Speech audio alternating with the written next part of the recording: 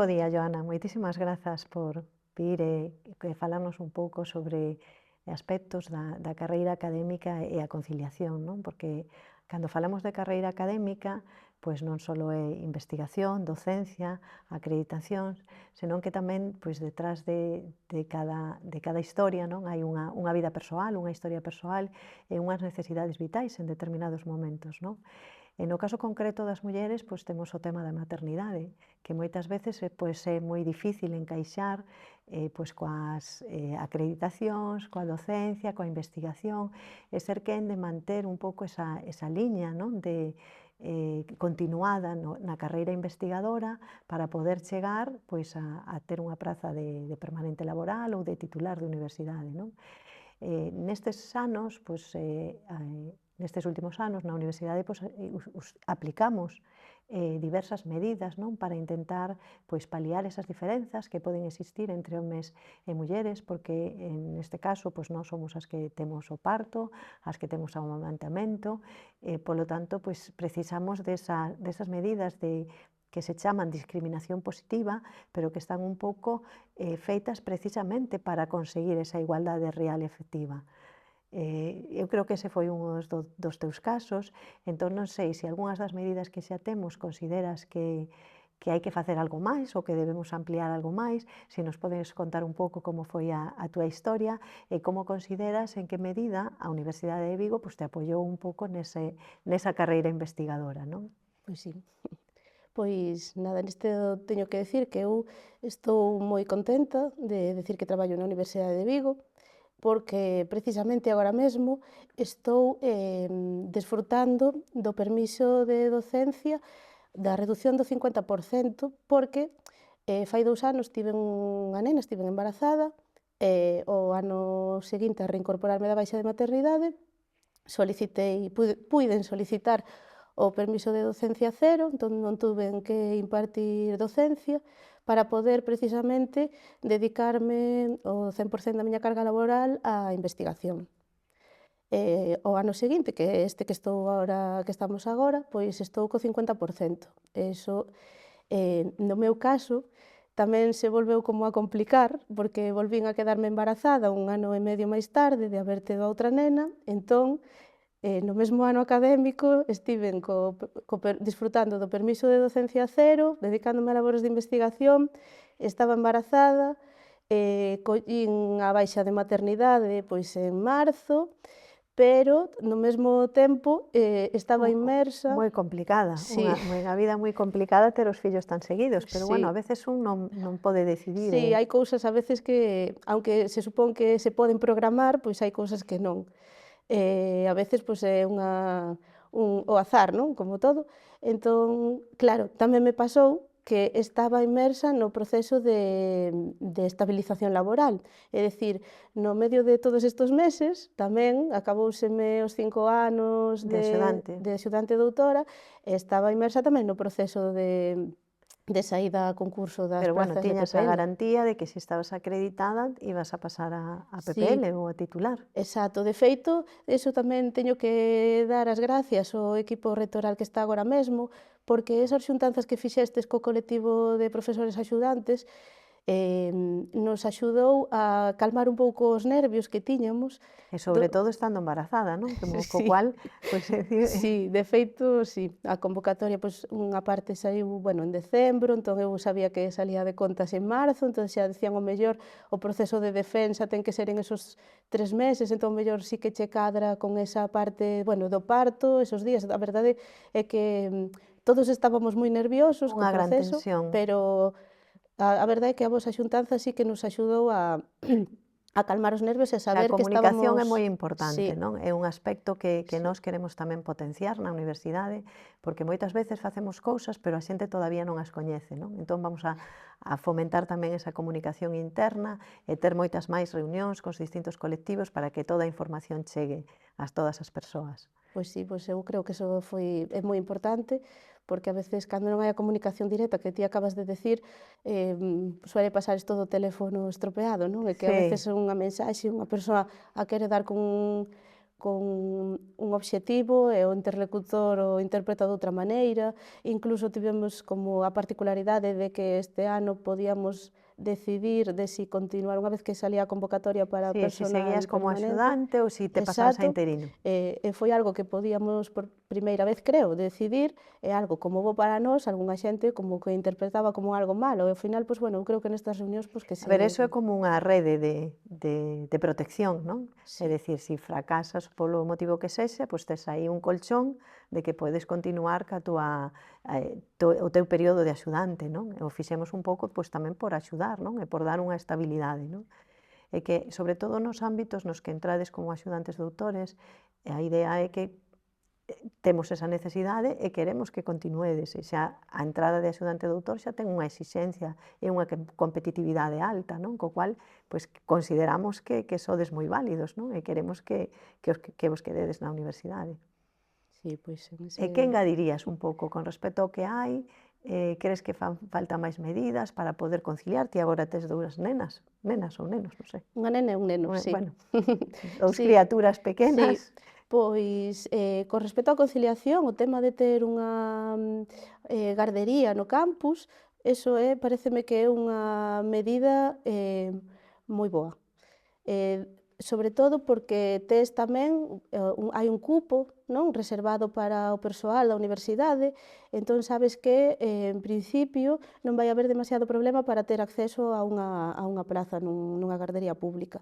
Entón, eso eu vexo como algo moi cómodo, ademais de poder estar ou ter a gardería nas propias instalacións do campus, que fai que teñas unha cercanía, unha proximidade e unha disponibilidade pois moi importante. Bueno, e tamén ao mellor pois estender un pouco máis esas medidas, non, para os primeiros anos, non? Porque ti agora te ves con dúas criaturas moi pequeniñas e tampouco terás moito tempo para facer investigación, supoño. Sí, exacto. Entón, con respecto ao tema da investigación, sí que é verdade que si calquer persoa mira o portal de investigadores da UVigo, no meu caso, refléxase moitísimo a situación dende que me quedei embarazada ata agora, donde baixou bastante a produción científica, e agora, pois, gracias ao permiso que disfrutei o ano pasado de docencia cero, este ano do 50%, pois sí que volvín a estar metida nos programas, volvín a arrancar, bueno, volvimos, non, o grupo de investigación, a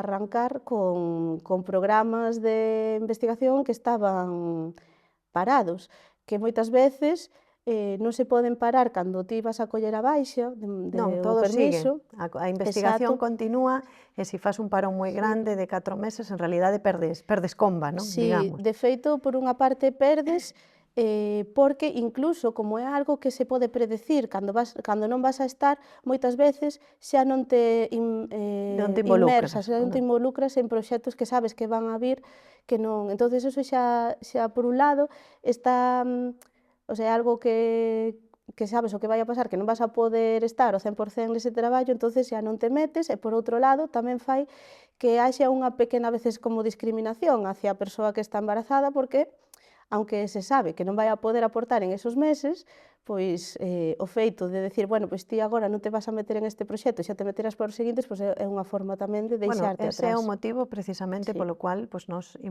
plantexamos ese tipo de medidas, non? Para salvar un pouco ese escollo, non? Porque sabes que perfectamente, se miras os gráficos, non? Hasta o doutoramento incluso vamos por diante as mulleres e a partir dunha determinada idade empeza a caer o número de contratados doutores, de profesor permanente laboral ou de titulares, non? Precisamente porque nos collen nese momento do ciclo vital, non?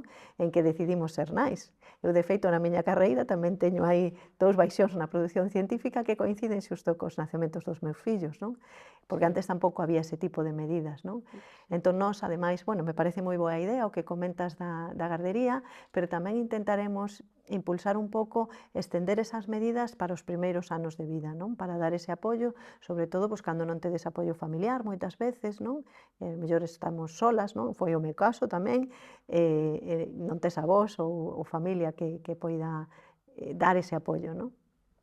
Sí, cada familia é a veces un mundo, pero sí que é verdade que a veces si te achegas ás zonas onde está a universidade, como aquí, pois como foi o meu caso, que viño da zona de Lugo, de Chantada, pois estás aquí, os avós están lonxe, particularidades de que o mellor outro proxenitor tamén que se dedica o mellor bueno, a outras labores profesionais, pois están, pois como no meu caso, noutra comunidade autónoma, e aí sí que chega como a, a situación na que te tes que plantexar, vale, agora que temos un fillo en común, con quen vai a quedar, a onde se vai a matricular no cole, unha vez que empece coa etapa escolar. Entón, aí ven todo o que é as diferenzas, non, entre homes e mulleres, donde ao final pois o embarazo é un proceso fisiolóxico que non é É unha un proceso enfermidade, exclusivo da muller, pero moitas o veces amamantamento é sí, exclusivo da muller, e exacto, esa é a principal diferencia que sí, queremos nos salvar para que haxa unha igualdade real, sí, non? E non, en realidade, que non se sintan discriminados os homes, e que no, nós temos esa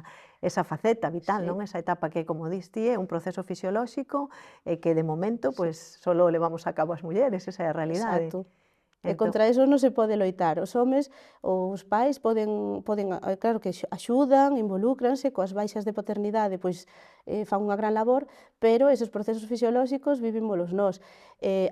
Pasoume estando embarazada, como sabía que iba a coller a baixa, quería deixar a maior cantidade de proxectos de investigación precisamente cerrados, eso facía que pasara un montón de horas sentada no despacho facendo labor de redacción, de artículos científicos, de corrección de traballos e todo, que moitas veces me vía facendo pausas activas, non? Camiñando, porque ao final a barriga pois, te sí, que hai unhas molesta, necesidades, está tes claro. hinchazón, mala circulación de pernas, e xa non falemos da parte cognitiva, que tamén se ve afectada. En un dos días estaba coa miña compañera do grupo de investigación Iria, e eu estaba tan aturdida, eu non tive uns embarazos moi bons, pero aínda tendo embarazos bons, a parte cognitiva está alterada. Sí, é un Entón, conxunto decíalle, axúdame porque non sei nin o que estou bioquímicamente, facendo. Entón, pois son moitos cambios, non, que exacto, experimentamos e que sí, precisan un pouco desa axuda. Bueno, nese sentido, pois na Universidade de Vigo aplicamos esas medidas que comentábamos anteriormente, o da docencia cero xusto despois do parto e docencia do 50% o ano seguinte, non? Que ti disfrutaches das dúas, non? E tamén pois temos unha medida que para a produción científica, pois cando se coincide con esa etapa dos nacementos e dos partos, pois aí consideramos a media dos últimos 5 anos ou dos 5 anos mellores que teñas anteriores a data da produción que estás solicitando nese momento, non? Pero, bueno, creo que podemos avanzar moito máis porque hai pois, certos aspectos, o que comentabas de guarderías, que haberá que plantexarse en poñer guarderías nos campus, nalgún campus xa existen, pero logo temos tamén outros aspectos que conciliar, non? Porque despois, cando xa van allá ao cole, as vacacións de verán pois non coinciden exactamente coas nosas, e para aí temos o Campus Camp.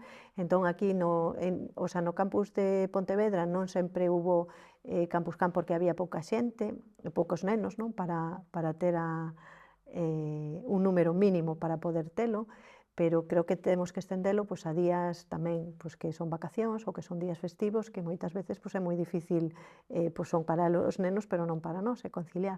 Tamén aproveitar durante esos anos, non? E nese sentido, pois, na universidade existe unha unidade de igualdade que o que vela é un pouco porque haxe esa igualdade real e efectiva entre homes e mulleres en todos os aspectos, non? E sobre todo, pois, tamén o tema da maternidade, pero moitos outros, non? O que buscamos sobre todo é ter unha universidade pois, máis equitativa, máis xusta e máis inclusiva e que contemple pois, todo tipo de diferenzas que podamos igualar. Non sei que pensas deso. sí, eu niso teño que decir que os meus contactos iniciais co tema da defensa da igualdade de xénero, pois basicamente a loita, no meu caso, empezou cando tiven acceso a un curso de formación, precisamente da Universidade de Vigo, Efectivamente, fixemos donde moitísima formación nese sentido e ademais é algo que agora nos piden tamén nos proxectos de investigación, contemplar temas de xénero, non? Nos proxectos e sobre todo no voso campo, pois seguramente tamén é máis doado, non? Incluílo. sí, de feito, eu unha vez que fixen esa formación fun consciente do que é a situación real, que moitas veces, pois, o que falamos de temas de micromachismos non os vemos ou os asumimos como algo normal, E tamén nas redes sociais, non? Que en internet temos moita... Sí.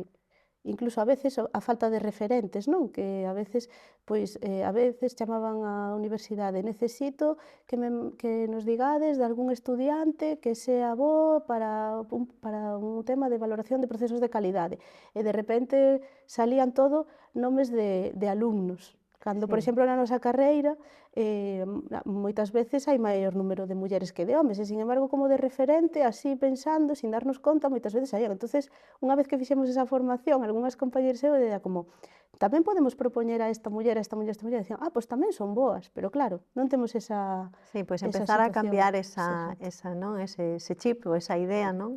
Que tamén, pero que é algo que tamén levamos a cabo na Universidade de Vigo, pois facemos as comisións paritarias ou intentamos sempre que sexa o posible, e tamén intentar favorecer, pois cando hai en determinadas carreiras, as carreiras de ciencia e tecnoloxía, pois que haxa máis mulleres ou que estén máis equiparados, non? E todas esas accións pois forman parte pois dun conxunto de accións que vemos facendo ao longo deste tempo na Unidade de Igualdade e que seguiremos facendo e moitas máis porque siguen sendo moi necesarias. Pois sí, Pois moitísimas gracias, nada, Joana. Un a vos. placer.